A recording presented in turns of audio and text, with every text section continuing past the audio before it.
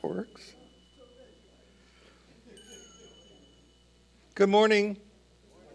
Happy Memorial Day weekend. Everybody doing okay? You have power?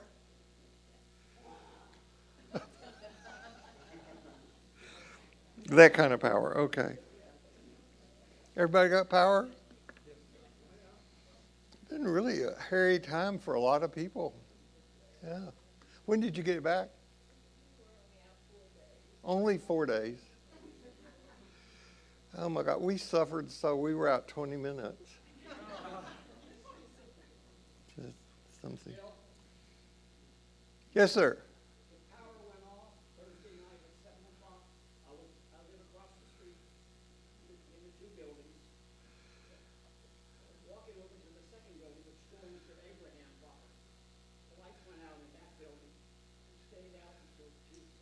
Wow.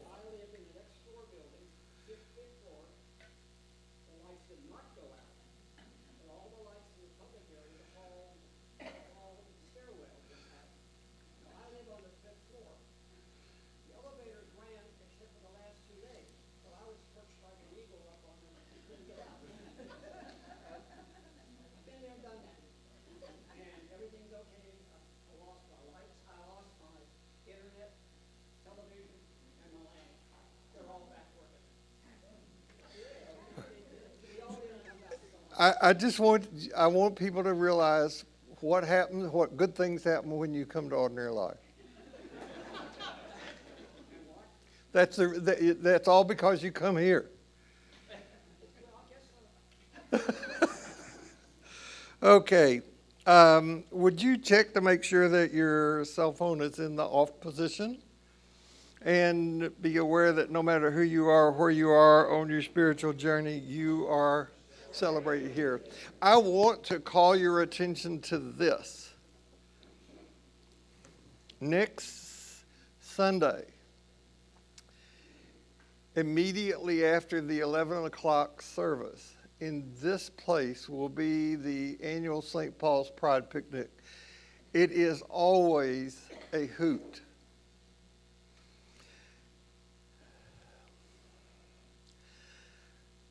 Your teacher dresses in a way to cause embarrassment, so you might not want to sit close to him. But I think last year I did win the prize for ridiculously most dressed. I do. I got a statue for that. It's in our living room, I think.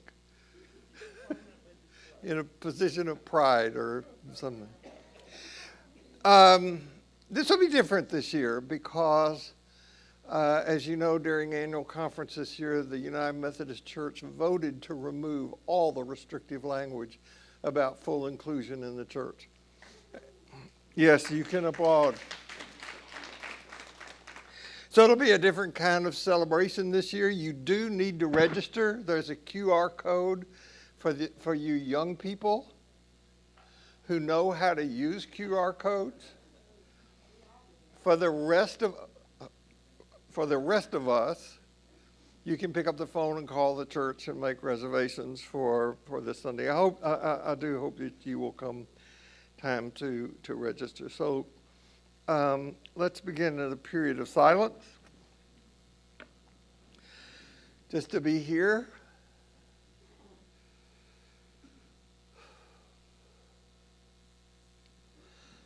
And may grace be in our heads and in our thinking. May grace be in our eyes and in our seeing. May grace be in our ears and in our hearing. May grace be in my mouth and in my speaking. May grace be in our hearts and in our understanding. And may grace be at our ends and at our departing. Sometimes I will utilize a magic effect to illustrate some point that I'm trying to make in here. And today is one of those days. I'm wondering if you know offhand how many different kinds of magic effects there are. I know that there are some of you here who watch Penn and Teller and things like that. So some of you have seen a lot of magic. You're fans of magic. Okay, forget what I said. There are only 8 different kinds of magic. I'm put them on the board. Magicians can make things appear. They can make things levitate. They can make things, one thing go through another. David Coppertone walked through the wall of China. There's a debate among professionals whether prediction is a part of magic or not. I don't think it is. I think it's entertaining, but I also think that it's all trickery, because if somebody could predict something, they'd win the lottery, right? They'd know how to do that sort of thing. There's restoration after something's been destroyed. There's transformation, something changes from one thing into another. There's transposition, something goes from one place to another. And then there's vanish, things just disappear. So I thought that today I would see how many of these I could work into one effect, because they illustrate what I want to do. If you want to duplicate this at home, you need to go to Denny's and get a napkin. And then, I guess I'll just stay like that. You go to your favorite bar, get a glass. Then you go to, what's that doing on there? You go to a coin shop. There's one in the village. You get a display stand for coins. And then you get some coins. My father collected coins. He was not a coin collector.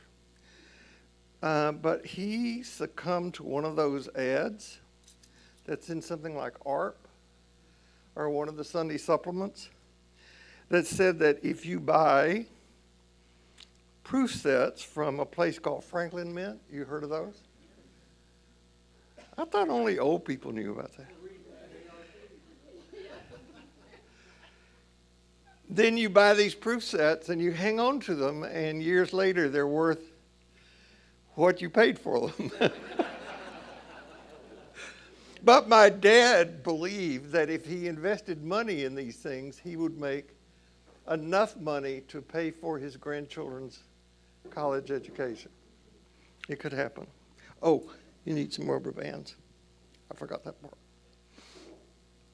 So you take a handkerchief and you take a rubber band and you put over the glass. I don't need all these rubber bands. Okay. Now, here's what happens.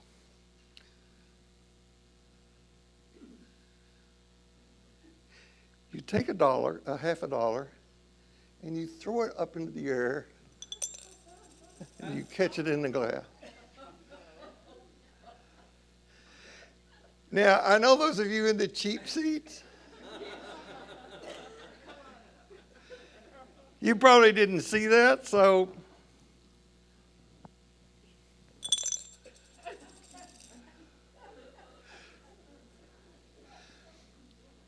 I am not bragging, but I promise you I am one of only 50 magicians in the world who does this particular effect. So you're seeing something unusual. Don't let me distract you now. That's called misdirection. Pay close attention.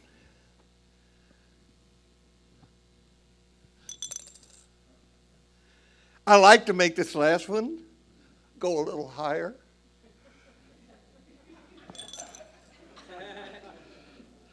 And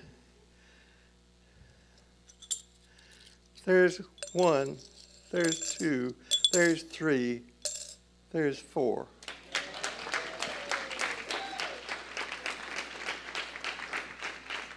What do you think?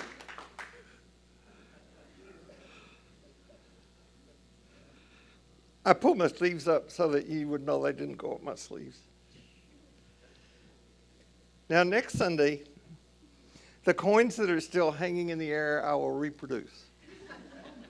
They're up there. You just have to know where to look. Okay. I love magic. Of course, if I was a real pro, I wouldn't have told you what you were about to see. But, okay. How does that fit what I want to say? Well, because last week I began by saying that today I'm going to speak about that which cannot be spoken about, but which we must speak about regardless, because if we don't speak about it, we won't be speaking about the most important thing we could be speaking about, which we cannot speak about. I love it when the Muse visits me and allows me to write that kind of sentence. I could never on my own make that up. Of course, that which we cannot speak about is sacred mystery. But we must attempt to speak about it, because if we don't, we are left living in this big gap that I want to try to speak to today. But today, I want to try to delve into something that is more difficult and risky. And that's why I tried to open you up maybe a little bit with doing a magic effect. Because I can almost guarantee that the subject matter today is going to cause you to get either your defenses or your indifference up almost immediately.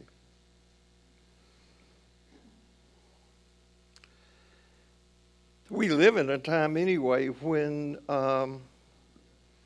clear, concise communication about almost anything is so very difficult. This woman goes to an attorney, and when she's in his office, she says, "I'm here because I want to divorce my husband." And the attorney says, "Okay. On what grounds?" And she says, "Well, we have a couple of acres on the other side of Katy, but I don't see what impact that has on anything." He said, "No, I didn't mean that. I mean, what's the foundation?" And she said, "Well, I think it's made of concrete." And really frustrated, he said, "No, I don't mean that. What's the cause that you're filing for divorce? Like, does he beat you up?" And she said, "No, we get up at about the same time every day." And he said, "Please, lady, just tell me why you want a divorce." And she said, "Well, it's kind of clear. We just can't communicate."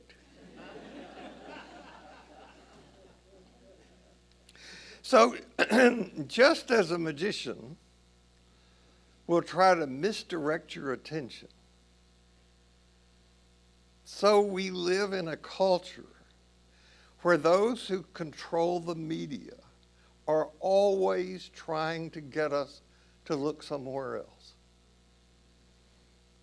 Their skill is getting us not to pay attention. I'm in a men's group, and one of the guys in my men's group shared with us this picture that his father had discovered from memorabilia that his father brought home from World War II. And he said about the photo that this photo was taken in 1946. And the guy is Ken Shimizu. He's 35 years old. He has 2 children. He never runs. He sleeps late. He eats whatever he wants. He drinks beer instead of water. So what does Shimizu do to get such a body? And my friend says he has no secret whatsoever. Shamu is the one who is sitting in the lower left-hand corner. That other guy lives like a Spartan. Now, I could fill up the rest of this time today talking about why Jesus turns people off. And you want to turn your head in the other direction, start looking at your phone or whatever. Well, for one reason, people who attend a gathering like this probably think you already know enough. If you've grown up in a religious environment, you've had a lifetime of Jesus. And if not, the holidays of Easter and Christmas, you get it. You get Jesus all the time, wherever you are, what station. Some of it nonsense. Another is that perhaps your experience so far is that the topic of Jesus has no relevant, practical value in the living of your life. I would wager that most of you, because it's not your job, never think about Jesus unless you're in a place like this. Doesn't cross your consciousness. That's not a criticism. That's just the way our culture is. Or the topic may hold really, really negative memories for you. Those who are pushing the matter of Christian nationalism are not winning any fans for Jesus. I had a man once come to me for spiritual direction. And by the way, my office is in the cathedral building across the street, and you would be amazed at, or maybe you wouldn't, you'd be amazed at how many people have reluctance to come into a church building. Just stirs up negative stuff for them. They don't want to do it for one reason or another. Anyway, this guy came to see me and he said, I'm interested in growing spiritually, but don't try to convert me. I like what I know of the teachings of Jesus, but I want absolutely nothing to do with the church. Now, of course, that phrase, the church, means a lot of different things to different people. It depends. I'm reminded of the well-known quote from Gandhi, I like your Christ, but I do not like your Christians. Your Christians are so unlike your Christ.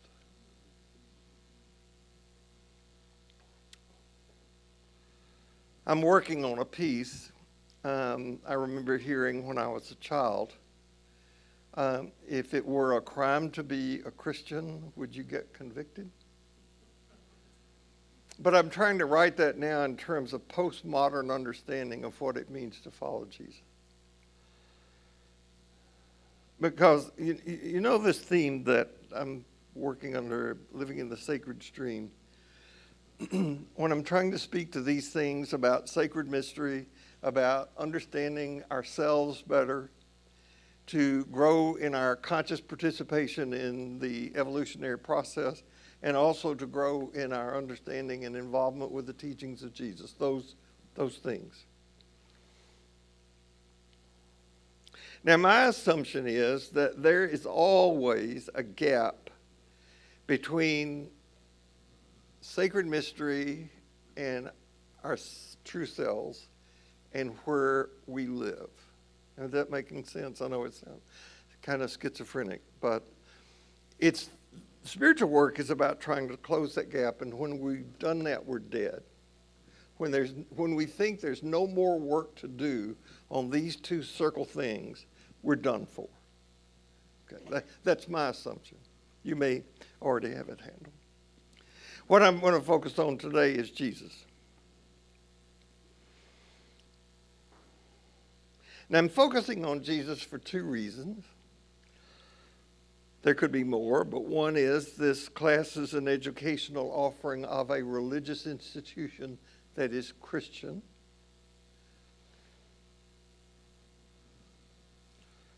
It's a part of organized Christianity. I'm sure you've heard the joke the guy was asked, are you a member of organized religion? And he says, no, I'm a Methodist.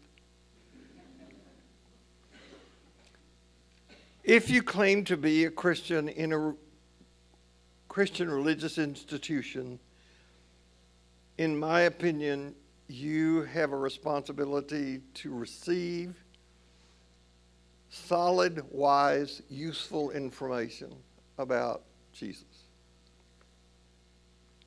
Another reason that I want to talk about Jesus has to do with the form of hard idolatry that I talked in here about last week, because it's on clear display in this country in the form of white male Christian nationalism.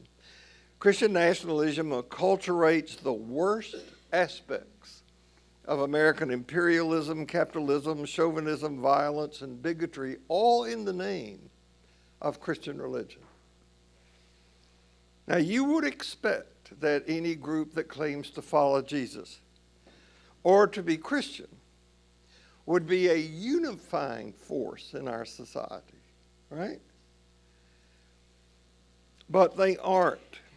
And in fact, many white Christian nationalists admit that their actions do not follow the teachings of Jesus, but they are necessary for them in order to get in a position to follow Jesus later. That make sense? They would say, we are doing things right now that we know violate the principles of Jesus. However, if we do them, we'll get all the liberal, radical people out of the way so that we can finally really be Christian. That's what they're saying. Okay. Now that sounds stunningly hypocritical, even schizophrenic. But just remember that our ancestors in this country embraced taking land away from people who already owned it and justifying that in the name of their religion.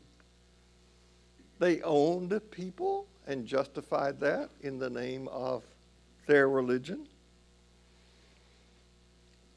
Before the time of Constantine, it would have been unheard of for a follower of Jesus to take up arms.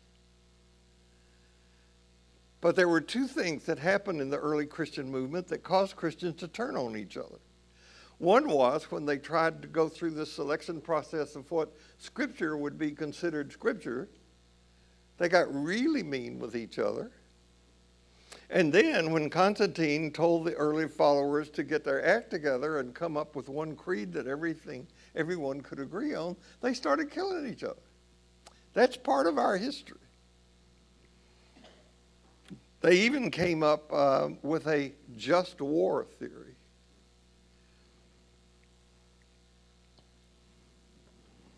I have this thoroughgoing atheist friend in California who sends me all these memes and cartoons, most of which I cannot show in here. But he sent me this one, a cartoon of a slave ship with a caption, "I don't remember southern states complaining when undocumented workers came over like this." Christianity is in deep trouble in this country. Jesus has fallen into the wrong hands. Right now, the white evangelical movement exacerbates our divisions. It fuels hatred and grievances and has turned fellow citizens into enemies rather than neighbors Jesus commanded us to love. People who call themselves Christian are the most consistently reliable supporters of the most polarizing, morally depraved president in American history. And this form of Christianity has hurt and is hurting this country. It's doing tremendous damage to the witness of Christianity and to Jesus. No wonder it is that many people say, if this is white Christian nationalism means what it means to follow Jesus, I don't want any part of it. Now, if you were to ask Jesus if he were religious, his answer would have nothing to do with a creed. Well, we'll get to that next week.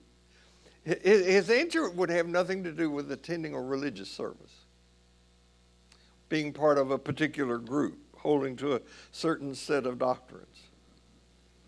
And what his answer would have to do with is what I hope this time is about today. So I want to take about 4 minutes to say something about this time, about these times. I intend these pieces to be standalone pieces. That is to say, if you're here today for the first time, you don't need to have heard what went on before if you're watching today for the first time. However, I do think that this time will mean more to you and what's coming in the future if at least you go back for the last 3 times to pick up on some of those. And that is so easy to do. You go turn on your computer and put in the Ordinary Life website, which is really rich. I have nothing to do with this, so I can brag about it. And then if you go to this, the computer people call this a button. It looks more like a rectangle to me, but that's computer language. It will take you to this page. And if you go to this page, you will see all of these archive talks from previous Sundays. You can go on here and you can read, you can listen, you can watch what's happened before. You can go on to this website and you can watch the very now famous vanishing Coke bottle that took place right here, and you can slow-mo it. You'll never figure it out. Same thing about today. This will be up on Tuesday, and you go back and you can look at each little piece, and you can see where those. Anyway, that'll be fun to do. You can do that. So sometimes in here, I want to teach knowledge and information because I think that's important. Like, for example, if you ask Jesus if he were religious, what would he say? He wouldn't recite the Apostles' Creed. So sometimes I will offer things that you didn't know. Great.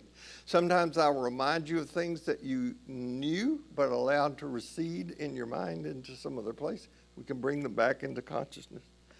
And sometimes I will say things in the knowledge and information arena that just resonate with you as being, that seems right. Okay, that's good. At other times, I have nothing to sell you whatsoever. And I have a metaphor for that.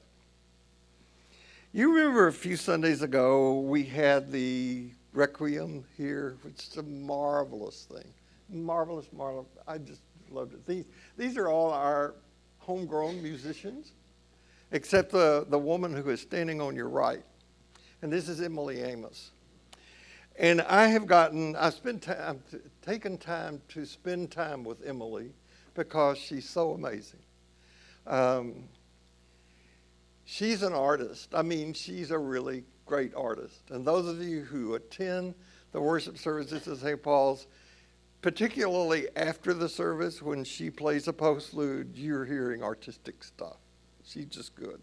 She's a graduate of Curtis Music Institute in Philadelphia. And while she was there, she was the assistant organist on this. This is the largest working organ in the world. And it's called the Wanamaker organ, and it's in Philadelphia. I couldn't imagine sitting there playing that. Now, when Emily plays, she doesn't want to sell anything. She's just trying to make Bach or Vidor come alive. I hope I can do that with Jesus. I don't know about you, but I'm partial to organ music. I love organ music. If I had to pick, this is so hard, but if I had to pick one piece of music to listen to for the rest of my life, not that I would listen to it continuously, but that when I listened, this would be the music I would listen to, it would be the Vidor Toccata. That would be it. Or maybe it might be the choir and congregation singing, "Lo, he comes with clouds descending." It'd be a hard choice. Those would be my two.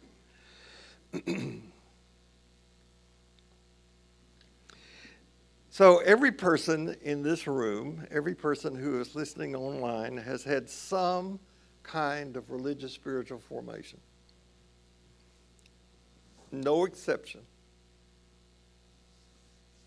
Whatever tribe you were born into, they had some beliefs or lack thereof, and you adopted those. You inherited those, you soaked them up. As Sherry says about kids, they're like vacuum cleaners. They suck up everything. And those initial years, 4, 5, 6 years, that was your initial spiritual religious formation. Now, your parents may have been intensely religious. They may have not been. Your parents may have been so incompetent or overwhelming that you made the vow that as soon as you got out of Dodge, you were never going to do what they said again in your life. I had many classmates like this. When they graduated from high school, they were made to go to church every Sunday when they were growing up, and as soon as they left home, that was done. They were over with it. One of my best friends is the product of an affair that a married man had with a single woman. She did not have the resources or parental support to take care of a child, so she placed her newborn in an orphanage that was run by the Roman Catholic Church. The Roman Catholic Church had wonderful intentions and did wonderful things, taking care of infants that nobody else wanted or whose parents had died or whatever. And their parental skills were not always the greatest. But this is how my friend grew up the first 12 years of his life. So children, when we grow up, we usually experience one of two things from our parents. Either we're overwhelmed, smothered, or we are what we psychologists call, we experience the wound of insufficiency. It's not because parents, look, I'm not bashing parents. There are no perfect parents. I don't know about you, but I've had children. I was not a perfect parent. I don't know any perfect parents. The experience we get in these initial years, it's not intentional or rational, but they have profound influence on us. My parents, as I've said in here before, were upper middle class people who intended the very best for their children. And both of them, my father and my mother, said things to their children that were just nuts.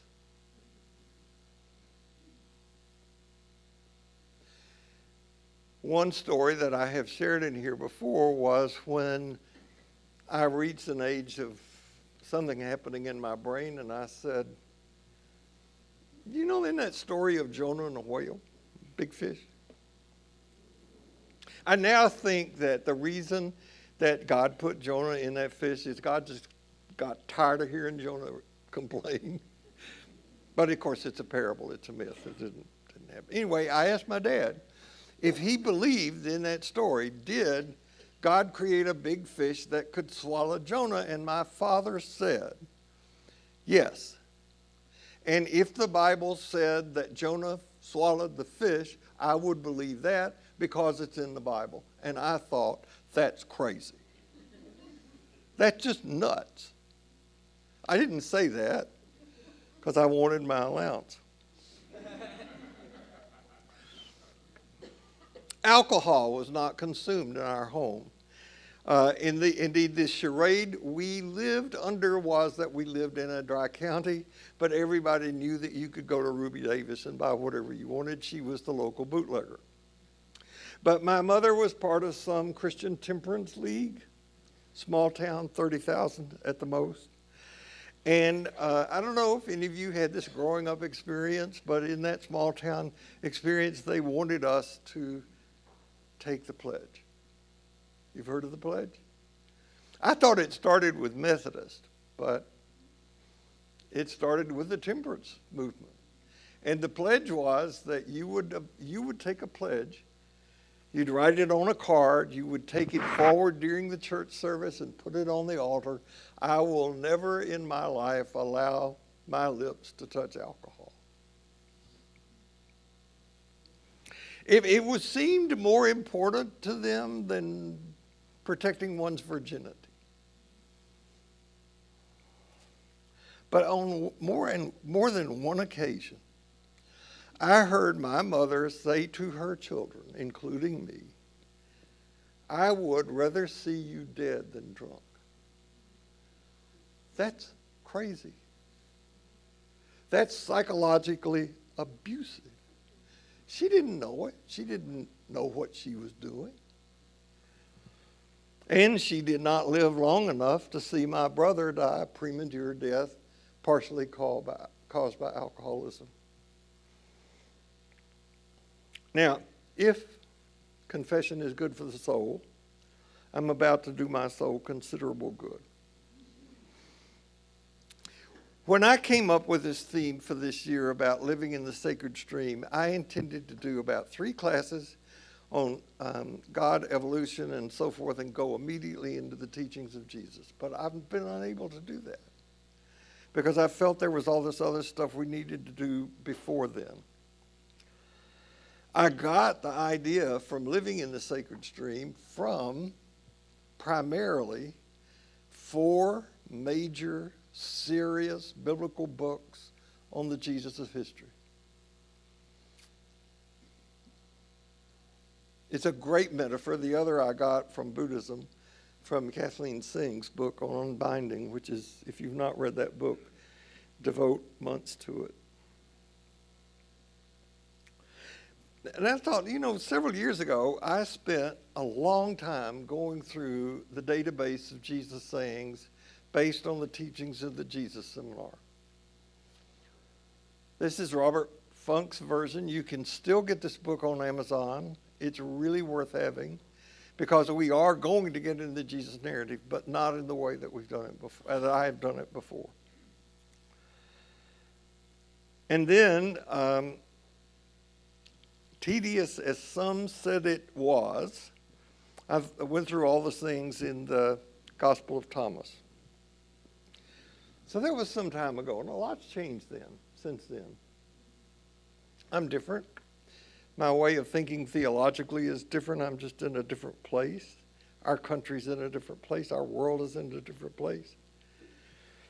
People alleging to be followers of Jesus and doing the things that are supposedly in there are doing incredible damage. Some of it will be irreparable during our lifetime, even now. And unless saner heads prevail, they're going to take us nationally and globally to a place that Jesus would not recognize. Besides, all of this teaching was in the arena of knowledge and information, mostly. And that's vital to spiritual formation.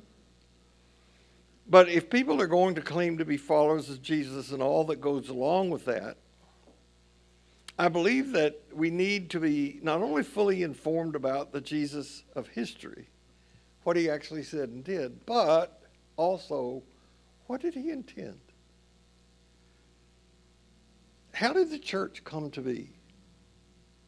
Including, why is it that some religious leaders wear such ridiculous outfits? The caption on this photo says, Pope Benedict XVI, wearing a fabulous vintage chiffon-lined Dior Gold Lame gown over a silk Vera Wang Empire waist tulle cocktail dress, accessorized with a 3-foot House of Whoville hat, and Judy Garland's Wizard of Oz ruby slippers, on his way to tell us it's wrong to be gay.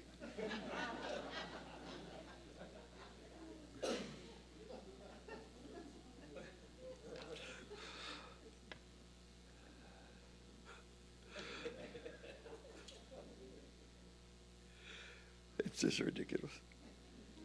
Okay. Let's go back to early spiritual formation. I don't know what your experience was. You had one. Everybody had one. Could be negative. You could have come into the world, be 6 years of age, and have no religious orientation whatsoever. That spiritual formation of a kind. I would be willing to bet there is not a person in this space today who has not had some experience, either as a child or as an adult, with the arena we are about to step into. Because everybody has heard the phrase or been admonished to attempt to embody the phrase WWJD.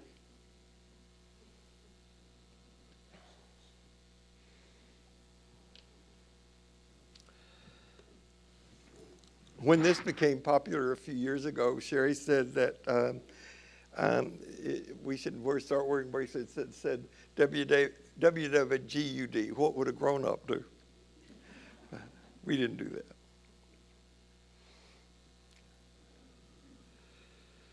So from the very beginning, there have been people who were touched by Jesus, transformed by him, who've attempted to emulate him. Both what he said and what he did. And as you likely know, people who were followers of his, long before the word Christian ever was used, were called followers of the way. And a few years ago, fads come and go, but a few years ago, WWJD was something that people wore on their bracelet or their wrist, and they had bumper stickers on their car. That was also the beginning of the moral majority movement. So, one of the books, have I ever recommended books in here before? So one of the books that we were encouraged as teenagers to read, or likely were given somewhere along the way, was this one. In His Steps by Charles Sheldon. This is a book of fiction. It was first published in 1896. And because the original publisher failed to register the appropriate copyright for this book, others published it without paying the author any royalties, and this led to this book being one of the best-selling books in all English history.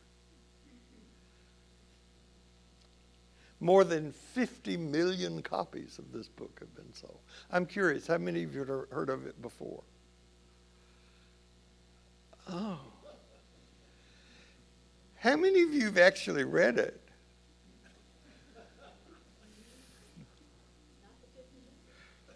Three of you. The subtitle is What Would Jesus Do? So, Charles Sheldon was minister of a church in Topeka, Kansas. Kansas was much different in 1896 than it is today. It was a more moderate, liberal place, politically. And he wrote the fictional chapters of this book to read as his Sunday evening sermons. So that's how the book started. So the story takes place in Raymond, Kansas, which is located a little bit west of Topeka. And a man out of work, who is later identified as Jack Manning, appears at the front door of the preacher's house on a Friday asking for some handout. Maxwell is busy working on his sermon. He listens to the man's kind of helpless plea and then sends him on his way. The next Sunday, after the Sunday morning sermon, this guy shows up at church and walks to the front of the church and stands right in front of the pulpit and faces the congregation. No one stops him. They didn't have security. And he confronts the congregation and he says, I'm not complaining. I'm just stating facts. And then he talks about the congregation's compassion or lack thereof, their apathy actually, for a jobless, homeless man like him. He collapses, and a few days later he dies. The next Sunday, Henry Maxwell, the preacher, deeply moved by what has happened, presents a challenge to his congregation. And it is, do not do anything without first asking, what would Jesus do? So that's the challenge of the novel. It's the driving force in the plot. And from that point on, every chapter consists of some person taking on that challenge and trying to live it out and what happened to them. This book was given to me when I was an adolescent. It was a favorite graduation gift to give to kids graduating from high school in our era. And we were told to follow Jesus. At the same time, Jesus was presented to us as a supernatural human, non-human, that there was no way any of us could ever emulate his life. But we were given this impossible task to follow Jesus. We'd go to summer camps and sing. Maybe some of you have decided to follow Jesus. Now, I want to stress something here. I'll remind you of one of my favorite stories from the teaching narrative of Jesus. Everybody knows this story. It's a time that a woman is taken in some compromising circumstances, and the law says that this woman should be stoned to death, right? And the religious leaders bring this woman to Jesus and say, this is what she's done. This is the law. What do you think? We think she should be stoned. And Jesus says, I agree. Let's go for it. However, before we do, let's let the one of you who has not sinned cast the first stone. And then he bends down and starts writing in the dirt. Now, nobody knows. This is another parable of the early church. Nobody knows what he wrote. I like to believe this supposition that he wrote the name of every person standing there, and then under the name, the sin they had committed. And as they began to look, they began to slink off so eventually nobody was left. It's a great story. Now, we look at, read that story, we think, what jerks those religious leaders were. When in fact, we all make judgments all the time. All of us. I've been making them all through this class today. About Christian nationalists, about people who don't know the Bible, about this, about that. You make them all the time. About what I'm saying, whether you agree or disagree, about the people who are seated next to you. We do. We make judgments all the time. So let's not kid ourselves that doesn't happen.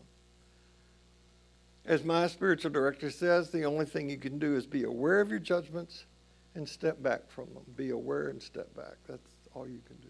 I have another idea. Let's take those stones that we have gathered and wrap them in bubble wrap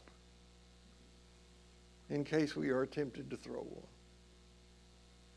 And let's just hope that those who are judgmental toward us wrap their stones in bubble wrap too. I own this piece of artwork, and it's one of my favorite things.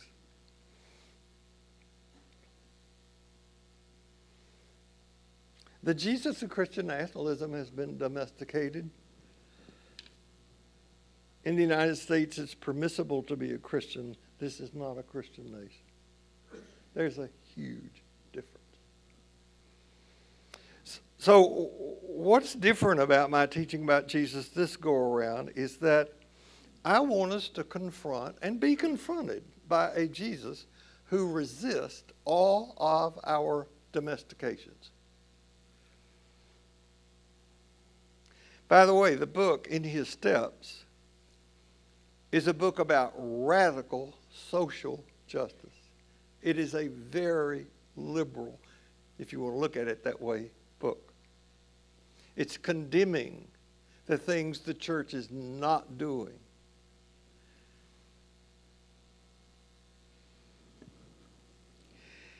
If one understands being Christian is to follow Jesus, what specifically is the Jesus-like thing we are called to do?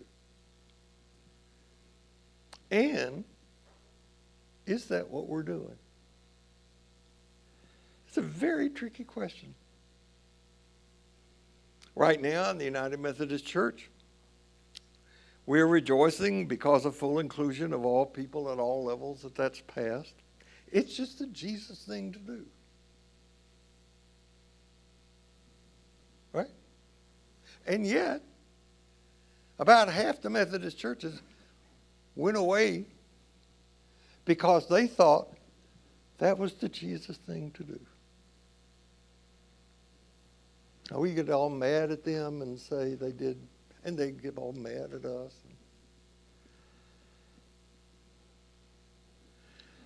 Everybody wants Jesus on their side. Not so many want to be on the side of Jesus.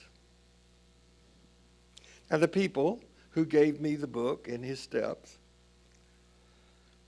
they were not interested in getting me to follow Jesus. I'm sorry, but it's true. They wanted to get me to do what they wanted me to do and do it under the guise of following Jesus. Get that? It's tricky.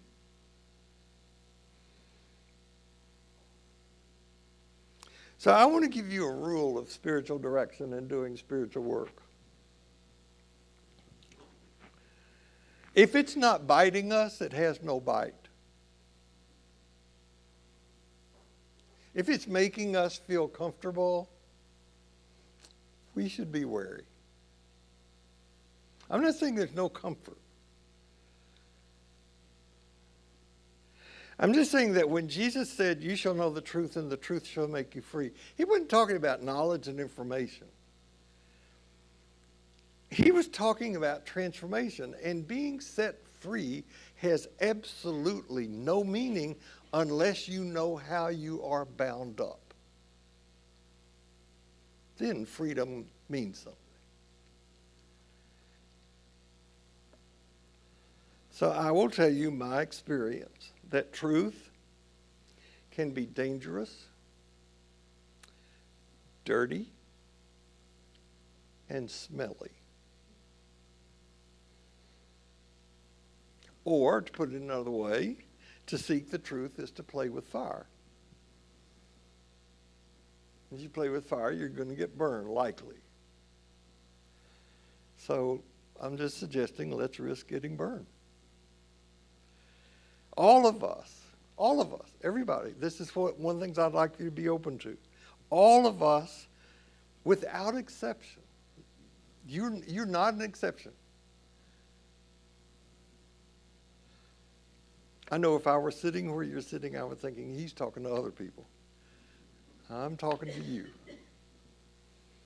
All of us received some form of spiritual direction. Indeed, we are always receiving it.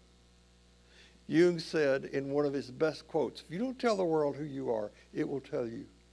And the world is constantly trying to tell us. So passively or not, consciously or not, we're being directed. We're receiving. And people mindlessly accept what they think are religious truths for a wide variety of reasons. And people mindlessly reject what they think are religious truths for a variety of reasons. There is no room for growth if you've already got your mind made up.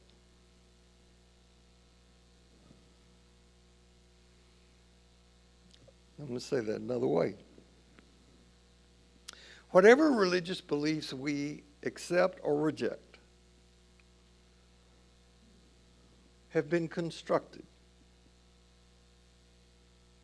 They were constructed and given to us, and we accepted them, or in reaction formation or desperation, we construct our own beliefs, but they're constructed.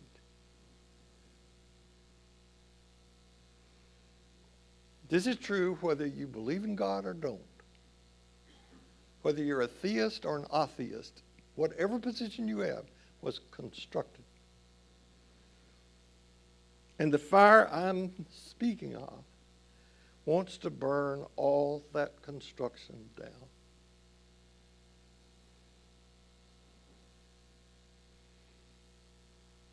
So the question I want to leave you with today is not what would Jesus do, but what would Jesus do away with?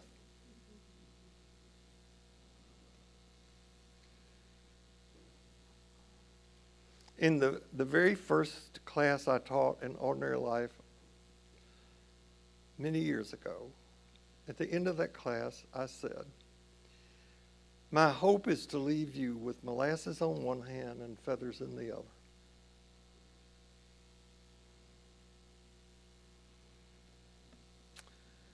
We'll assume here next week. No matter where you go next week, no matter what happens, remember this, you carry precious cargoes, so watch your step.